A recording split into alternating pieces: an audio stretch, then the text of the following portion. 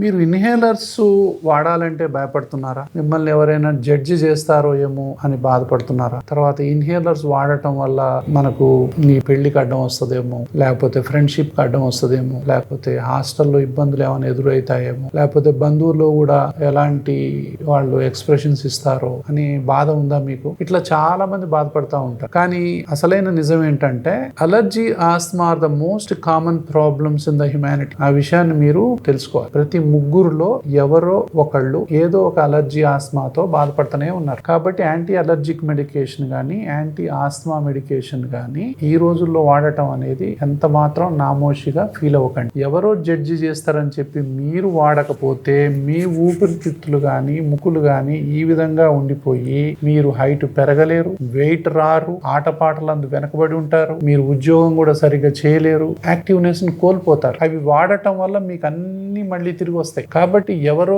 ఏదో అనుకుంటారని అపోహల్ని ఇప్పటికైనా వదిలిపెట్టండి. ఈ మెడికేషన్స్ అనేవి చాలా సేఫ్ మెడికేషన్స్, ఎఫెక్టివ్ మెడికేషన్స్. దాని తర్వాత రాను ఏంటంటే వాటి యొక్క వాడకం కూడా తగ్గిపోయేటటువంటి అవకాశాలు ఉంటాయి. ఇవి మైక్రోగ్రామ్స్ లో ఉంటాయి అనేటటువంటి విషయాన్ని మనం గమనించాలి. టాబ్లెట్స్ కంటే, సిరప్స్ కంటే, ఇంజెక్షన్స్ కంటే కూడా ఇన్హేలర్స్ అనేవి అలర్జీ, ఆస్మాలో చాలా సేఫ్ అనేటటువంటి విషయాన్ని మీరు ఇప్పటికైనా తెలుసుకోండి. సో ఇంకా మీకు అలర్జీ, ఆస్మా మీద ఎన్నో రకాలైనటువంటి అపోహలు, అనుమానాలు ఉంటే గనక ఈ కింద లింక్ ని గనక మీరు క్లిక్ చేసినట్లయితే ఎలాబొరేటివ్ గా కొన్ని ఇంటర్వ్యూస్ లో మీరు తెలుసుకోవచ్చు.